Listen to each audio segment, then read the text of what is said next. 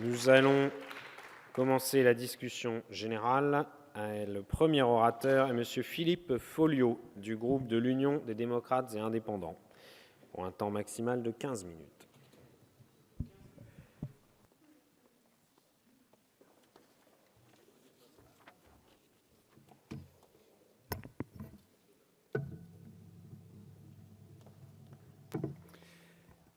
Monsieur le ministre, Mesdames les présidentes, Mesdames les rapporteurs, mes chers collègues, 1985 est une année qui était une année fondatrice pour la politique de la montagne dans notre pays, au travers de l'adoption à l'unanimité par nos prédécesseurs d'un texte qui est un texte important et qui fera date et qui fait date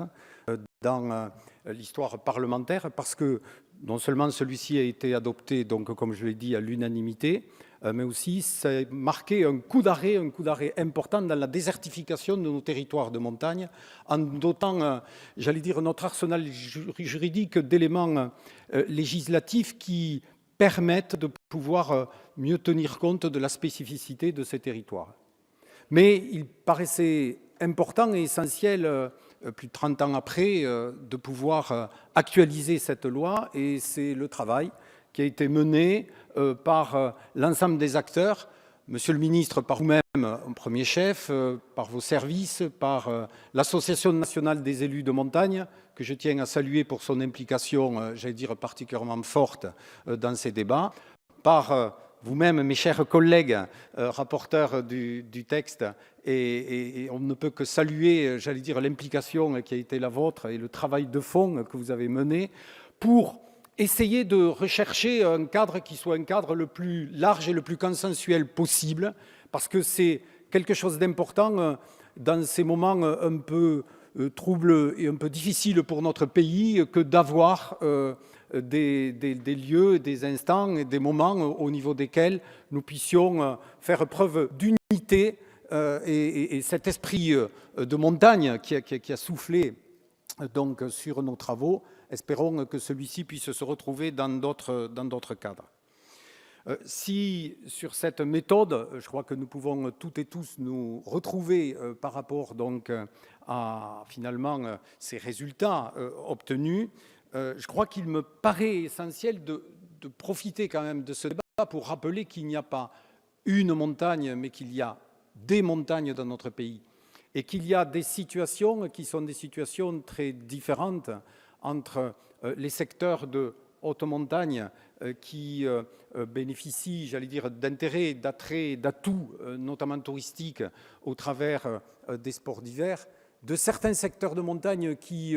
ont un tissu industriel, j'allais dire, particulièrement développé, et d'autres qui sont peut-être plus ruraux, plus agricoles, et qui souffrent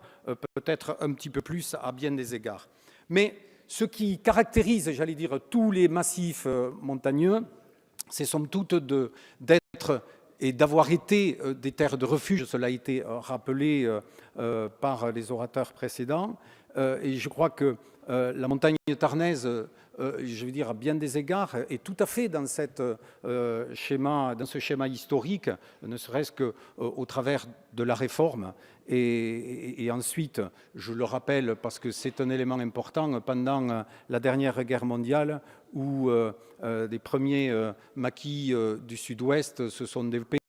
donc dans cette montagne tarnaise, où notamment un certain nombre de Juifs étaient venus se réfugier parce qu'ils avaient des liens avec l'industrie textile donc de notre montagne, et ce caractère refuge était quelque chose d'historiquement important et qui mérite d'être souligné et d'être encore cultivé, parce que ces terres sont authentiques. Certes, le climat est parfois difficile, rugueux, mais il y a un certain nombre de valeurs qui caractérisent les populations de montagne, j'allais dire particulièrement fières de leurs origines, particulièrement fiers, j'allais dire, de leur appartenance à ce milieu montagnal. Et cette singularité est une singularité qui mérite d'être soulignée et qui mérite d'être mise en avant. Sur le fond de ce texte, Monsieur le ministre, si tout un chacun le juge éminemment positif, je crois quand même, force est de constater que ce texte n'est pas la grande loi que l'on aurait pu espérer à certains égards, puisque nous resterons pour beaucoup dans le déclaratif, dans un certain nombre d'intentions, mais manque un certain nombre de moyens, peut-être pour mettre en œuvre un certain nombre de préconisations, pour faire de telle sorte qu'il puisse y avoir une meilleure et réelle compensation des handicaps naturels de nos secteurs de montagne, qui est un enjeu important et essentiel pour nos territoires. Pour autant, il y a des avancées qui sont des avancées éminemment positives. Et cela mérite d'être dit, d'être souligné. Et je crois qu'il y aura finalement, dans le cadre de ces longues heures que nous avons devant nous de débat, bien la nécessité d'essayer d'enrichir et de faire progresser, j'allais dire, ce texte dans le bon sens. Et c'est tout l'objet, j'allais dire, des interventions qui vont être les nôtres, ne serait-ce qu'au travers de la défense d'un certain nombre d'amendements, même si un certain nombre de choses ont été déjà actées lors du très positif, très constructif travail en commission qu'il y a pu y avoir entre l'exécutif et le législatif. Et ça, je crois que c'est un élément particulièrement essentiel. Et donc, dans ce cadre-là, moi, je voudrais tout d'abord me féliciter de l'amendement qui a permis, donc, par son adoption, de faire rentrer dans la loi donc une circulaire concernant ce que j'appelle le protocole montagne pour l'éducation, donc pour tenir compte de la spécificité de ces territoires de montagne. C'est un élément d'autant plus important et auquel nous sommes d'autant plus sensibles que la première expérimentation, j'allais dire, de ce protocole montagne a eu lieu dans la montagne tarnaise dès 2008. Et donc, à ce niveau-là, eh bien, nous ne pouvons que nous féliciter parce que c'est quelque chose qui fonctionne. Et cela montre que quand, j'allais dire, les administrations avec les élus locaux travaillent suffisamment en amont, la main dans la main, pour anticiper un certain nombre d'évolutions plutôt que d'assurer un certain nombre de contraintes et de les subir après, eh bien, c'est assurément quelque chose de très positif pour nos territoires. De la même façon, nous avons été très sensibles au fait qu'un amendement proposé par l'UDI ait été retenu en commission, donc concernant la problématique des agences de l'eau et des financements des agences de l'eau au projet concernant donc les investissements en matière notamment d'adduction d'eau potable et d'assainissement dans les secteurs de montagne. C'est quelque chose d'important parce qu'il y a des éléments qui sont des éléments tout à fait particuliers. Je prendrai l'exemple d'une commune qui m'est chère, celle de Saint-Pierre-de-Trévisy dans le Tarn, pour ne pas la nommer, pour laquelle la municipalité est en train de réaliser un projet international du reste d'adduction d'eau potable et pour lequel nous avons, j'allais dire, plusieurs centaines de milliers d'euros qui vont être prochainement investis donc pour desservir une petite dizaine d'abonnés avec des linéaires très importants. Et ceci étant lié à la faible densité de population et puis aussi la déclivité des terrains fait que les coûts d'investissement sont par définition un petit peu plus élevés. Et donc, il paraît important et essentiel que soient pris en compte ces éléments de spécificité, ne serait-ce que par rapport au taux de subvention qui peuvent être accordés donc, aux collectivités pour ces projets. Il y a aussi d'autres amendements que nous allons vous proposer pour faire évoluer positivement ce texte. Un qui concerne la téléphonie mobile. Parce que quand les grands opérateurs disent « nous couvrons 98% de la population », bien ces 98% de la population, certes, c'est peut-être vrai, mais qu'en tout état de cause, les 2% qui ne sont pas couverts par la téléphonie mobile sont toujours les mêmes. Et ce sont les habitants des secteurs ruraux de montagne. Et donc, pour faire de telle sorte qu'il y ait une meilleure couverture, nous allons proposer au niveau d'un amendement de faire de telle sorte que, alors qu'aujourd'hui, la loi impose qu'il y ait un point par commune devant la mairie au niveau duquel le téléphone portable doit passer, eh bien qu'il puisse y avoir un deuxième point choisi donc par le conseil municipal pour permettre d'avoir une meilleure couverture. Et cela, nous semble-t-il, serait une bonne avancée par rapport à cela. De la même façon que accélérer l'opticalisation des NRA en secteur de montagne est un objectif qui doit être un objectif majeur parce que le fait que nous soyons toujours les derniers desservis est quelque chose qui ne manque pas d'avoir des conséquences négatives pour les habitants, mais aussi pour les entreprises, pour les acteurs des services publics et privés de nos territoires de montagne. Il y a aussi nécessité peut-être de réfléchir pour que demain, nous puissions avoir des possibilités d'expérimentation dans les secteurs de montagne. Je pense notamment pour des pôles d'éducatifs, jeunesse, avec un certain nombre de services au niveau desquels une certaine mutualisation pourrait avoir lieu, qui permettrait de faire avancer utilement un certain nombre d'objectifs en la matière. Je défendrai des amendements aussi concernant les problématiques de santé, notamment par le biais d'un élément qui est un élément très spécifique qui concerne quasi exclusivement la montagne et les secteurs insulaires, notamment les petites îles du territoire, qui est celui des propharmacies,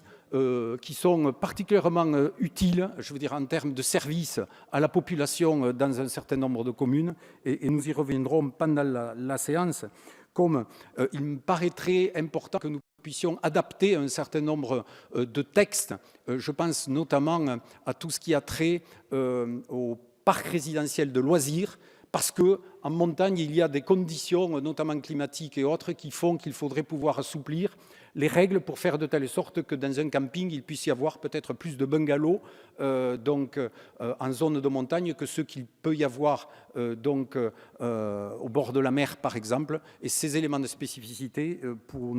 nous, seraient à prendre en compte. Pour autant, tous ces éléments sont somme toute intéressants. Mais moi, je vais vous dire, monsieur le ministre, je vais pousser un cri de colère. Un cri de colère parce que ça ne sert à rien d'être ici et de dire un certain nombre de choses, d'avoir de bonnes intentions, quand on voit la façon dont se comportent les administrations sur le terrain. Et je vais vous donner un exemple très concret qui est celui de la trésorerie de Vabre, dont je viens de recevoir il y a quelques jours une lettre de M. Galvin, le directeur départemental des finances publiques du Tarn, qui nous annonce qu'il va fermer cette trésorerie et qu'il rompt le bail qui liait l'État à notre communauté de communes. Et cela, je veux dire, une décision a été prise sans aucune réelle concertation avec les élus locaux. En tout état de cause, on n'a pas tenu compte, de l'avis des élus locaux. 2 communautés de communes vont fusionner. À l'issue de cette fusion, on nous dit qu'il n'y aura qu'une trésorerie. Nous ne contestions pas cela. Simplement, il y avait 2 trésoreries, une située en toute périphérie de Castres, à 10 km de Castres, et l'autre en secteur de montagne. Une en zone piémont, une en secteur montagne. Il y avait un consensus de l'ensemble des élus du territoire pour dire on préserve la trésorerie qui est en secteur de montagne et celle de Vabre. Eh bien, l'administration, sans tenir compte de l'avis des élus, décide de fermer la trésorerie qui est en zone de montagne pour, somme toute, maintenir celle qui est en zone de piémont. Eh bien, ceci n'est pas acceptable. Ceci n'est pas acceptable parce que ça ne sert à rien qu'ici, nous décidions d'un certain nombre de choses, alors que sur le terrain, des orientations sont prises qui sont contraires. Alors, c'est vrai que Bercy est un État dans l'État, mais il faut qu'il y ait une logique et une cohérence, j'allais dire, au niveau des services publics de manière générale et de la politique et de la stratégie de l'État et de l'administration en la matière. Donc c'est un cri du cœur et un cri de colère que je pousse par rapport à cela, parce que nous avions, nous, dit que nous étions, somme toute,